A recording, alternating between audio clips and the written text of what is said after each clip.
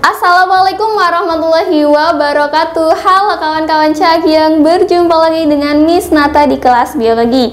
Kali ini kita akan melanjutkan pembahasan kita yang sudah sempat Miss singgung di video sebelumnya, yaitu tentang macam-macam piramida. Nah, piramida ekologi kita masih ingat, yaitu bentuk penyajian struktur trofik pada suatu ekosistem. Ada 3 jenis kalau kawan-kawan gak lupa, yaitu piramida jumlah, piramida energi, dan juga piramida biomasa. Langsung saja kawan-kawan kita bahas satu persatu. Yang pertama adalah piramida jumlah.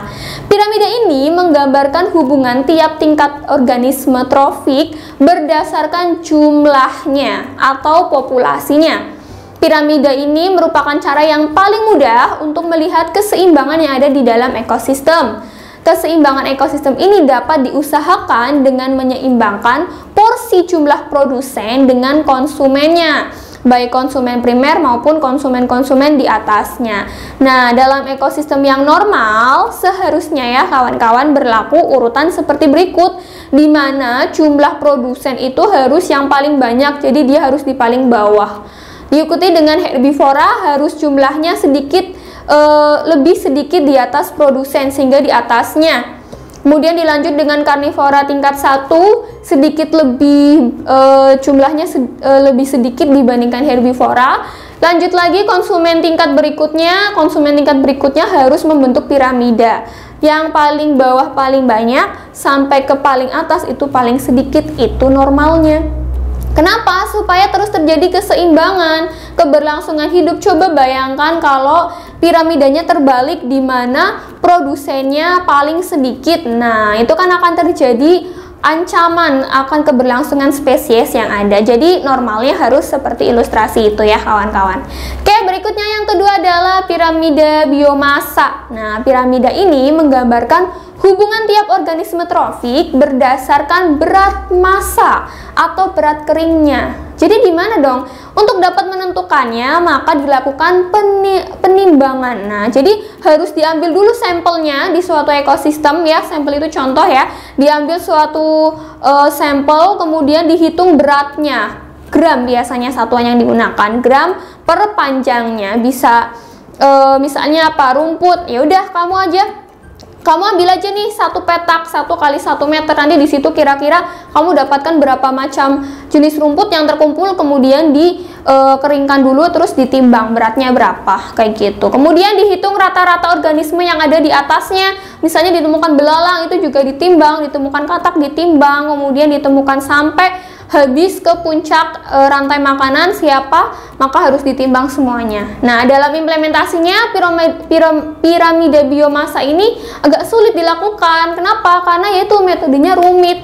Ya iya kali kita mau nimbangin kayak gitu ya. Ya kalau nimbang dalam keadaan hidup sih nggak masalah, tapi ini berat kering jadi harus dijemur dulu alias dimatikan. Kan sayang nih spesiesnya, mengancam ya, walaupun sampelnya sedikit, mungkin kita kalau kelas-kelas sekolah bisa 1 kali 1 meter dari ekosistem yang ada. Tapi kalau udah tingkat penelitian pasti perlunya lebih besar, maka ini lebih sulit untuk dilakukan. Nah, ilustrasinya seperti apa? Ilustrasinya adalah seperti gambar berikut ini nih kawan-kawan. Silakan diperhatikan. Di situ ada beberapa jenis dari tumbuhan ekosistem yang ada. Nah, dimulai dari produsen primer ya. Jadi di ilustrasi tersebut dimulai sebagai produsennya yaitu siapa? Bunga ya. Di situ kita anggap aja itu bunga matahari. Bunga matahari dengan jumlah yang paling banyak. Nah, kemudian jumlah yang paling banyak ini dimakan oleh konsumen primernya ada belalang. Belalang jumlahnya ternyata berapa ya itu ya? Kira-kira mungkin 1/5-nya dari jumlah si bunga matahari ini. Makanya bentuk kubus doang ya, bentuknya cuma kubus doang di antara balok yang panjang dari si warna hijau itu, si bunga matahari. Karena memang jumlahnya segitu. Bukan jumlahnya ya,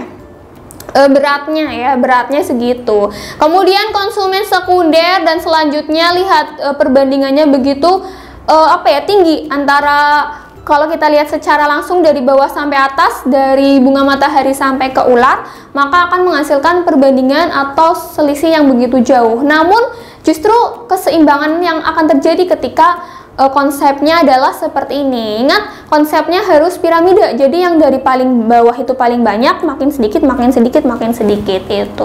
Selanjutnya kawan-kawan adalah piramida energi. Nah, piramida ini menggambarkan hubungan tiap organisme trofik berdasarkan pemindahan energi dari setiap organisme yang dari produsen hingga konsumen. Ini sudah sempat kita singgung nih di video sebelumnya tentang aliran energi. Jadi sama aja ya, pada piramida ini aliran energi yang diterima di tiap kelompok trofik akan diteruskan. Kemudian akan mengalami penurunan dalam setiap penerusannya. Kok bisa sih? Nah, kenapa? Karena setiap porsi dari kelompok ini membentuk piramida yang ke atas. Nah, jadi dari trofik yang pertama, produsen sebagai pemilik energi terbesar, diikuti trofik berikutnya, energinya pasti akan lebih sedikit, lebih sedikit, lebih sedikit, jadi terjadi penurunan energi. Nah, penurunan aliran energi inilah pada setiap kelompok yang dikarenakan yang pertama, tidak semua bagian makanan ini dapat dimakan dan dicerna. Contohnya, dimulai dari produsen ya, tumbuhan, kemudian dimakan belalang.